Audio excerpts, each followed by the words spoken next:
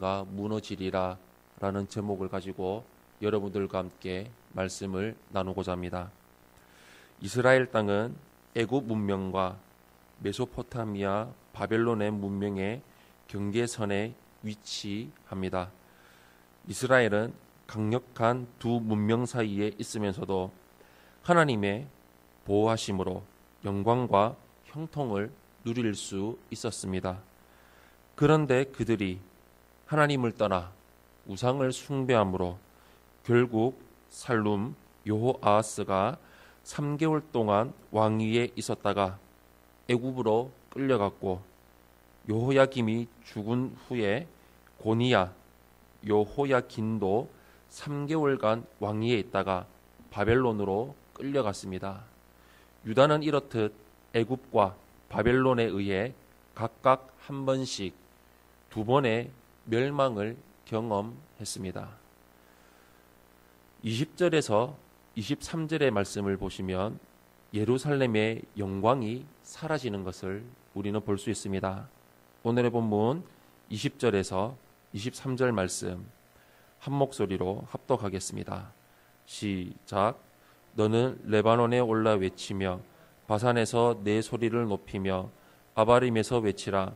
이는 너를 사랑하는 자가 다 멸망하였음이라. 내가 평안할 때에 내가 내게 말하였으나 내 말이 나는 듣지 아니하리라 하였나니, 내가 어려서부터 내 목소리를 청정하지 아니함이 내 습관이라. 내 목자들은 바람에 삼켜질 것이요 너를 사랑하는 자들은 사로잡혀 가리니, 그때에 내가 반드시 내 모든 악 때문에 수치와 욕을 당하리라. 레바논에 살면서 백향목에 깃들이는 자여, 여인이 해산하는 고통 같은 고통이 내게 임할 때에 너의 가련함이 얼마나 심하랴. 아멘. 본문에는 2인칭 단수 여성형 동사가 계속 사용되기에 예루살렘 성읍에 대한 예언으로 볼 수 있습니다. 예레미야는 예루살렘을 너라고 부르면서 하나님의 말씀을 듣지 않고 우상, 너를 사랑하는 자를 따라서 멸망하게 되었다고 선언합니다. 레바논, 바산, 아바림은 풍요로운 지역이지만 결국 그 모든 풍요와 영광이 전부 다 사라지게 될 것입니다.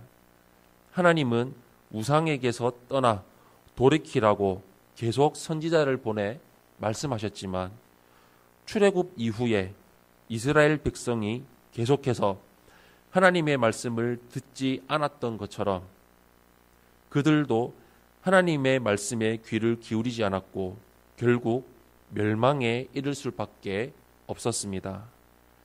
예루살렘의 목자들, 즉 왕과 지도자들 역시 전부 다 사라지게 될 것입니다. 레바논에 살면서 백향목에 깃들이는 자란 레바논의 백향목으로 지은 왕궁에 살았던 왕을 말합니다. 그 역시 해산하는 여인과도 같은 고통을 당할 것입니다. 하나님의 보호로 살아남았던 이스라엘은 하나님이 아니라 우상들을 섬겼기에 두 문명을 대표하는 제국들에 의해 멸망하고 말았습니다. 우리는 하나님의 은혜로 세상을 살아가는 하나님의 백성입니다. 따라서 세상의 방식대로 살아가면 세상의 공격에 무너질 것입니다. 하나님 방법대로 살아간다면 우리는 평생 하나님의 보호하심과 하나님의 인도하심 따라 살아가게 될 것입니다. 우리 평생토록 하나님 손 붙들고 하나님 날개 아래 거하며 살아가는 은혜가 가득하시기를 예수님 이름으로 축원합니다. 마지막 두 번째로 24절에서 30절의 말씀을 보시면 바벨론에 의해 멸망당하는 것을 볼 수 있습니다. 24절에서 30절 말씀 한 목소리로 합독하겠습니다. 시작.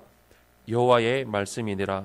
나의 삶으로 맹세하노니 유다 왕 여호야김의 아들 고니야가 나의 오른손에 인장반지라 할지라도 내가 빼어 내 생명을 찾는 자의 손과 내가 두려워하는 자의 손 곧 바벨론의 왕 느부갓네살의 손과 갈대아인의 손에 줄 것이라. 내가 너와 너를 낳은 어머니를 너희가 나지 아니한 다른 지방으로 쫓아내리니 너희가 거기에서 죽으리라. 그들이 그들의 마음에 돌아오기를 4만 땅에 돌아오지 못하리라. 이 사람 고니아는 천하고 깨진 그릇이냐 좋아하지 아니하는 그릇이냐 어찌하여 그와 그의 자손이 쫓겨나서 알지 못하는 땅에 들어갔는고 땅이여 땅이여 땅이여 여호와의 말을 들을지니라.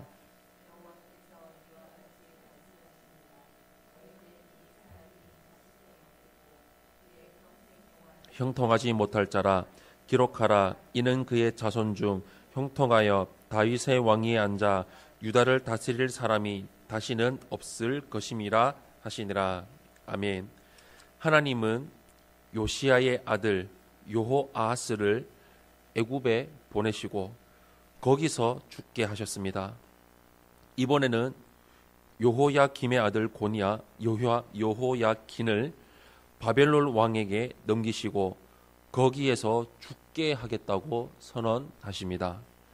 비록 그가 하나님의 영광을 대표하는 성읍 예루살렘의 왕으로 하나님의 오른손에 있는 인장반지와 같은 지위를 갖고 있다 하더라도 이 심판을 피할 수 없었습니다. 예레미야는 고니야가 깨져서 쓸모없게 된 옹기 조각처럼 버려져 먼 이방 땅으로 끌려간다는 사실에 탄식합니다.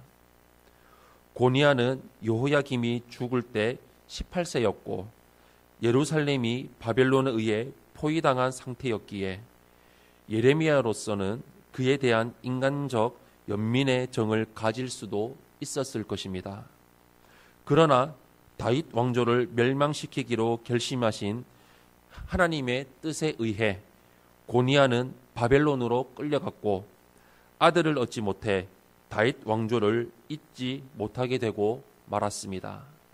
비록 그의 숙부 시드기야가 바벨론에 의해 허수아비 왕으로서 예루살렘의 마지막 왕이 되었지만 사실상 다윗 왕조는 여호야긴 곧 고니야에 의해 마감되고 말았습니다. 이처럼 하나님의 백성이 하나님이 맡기신 사명을 다하지 않고 불신자들이 누리는 것을 추구하며 그들과 경쟁하려다 하다 보면 결국 멸망합니다. 사랑하는 성도 여러분, 교회가 아무리 부유해져도 세상 기업을 따라갈 수 없고 아무리 화려해져도 세상의 엔터테인먼트를 따라갈 수가 없습니다. 저들보다 부유해지고 저들보다 강해지고 저들보다 화려해지면 하나님의 영광이 드러날 것이라는 생각은 잘못된 것입니다. 우리는 오직 하나님이 맡기신 사명을 감당하며 살아갈 때 하나님이 공급하시는 모든 것을 누릴 수 있습니다. 우리가 누리고 있는 모든 것이 하나님의 은혜임을 고백하며 더 이상 세상을 부러워하지 말기를 바랍니다.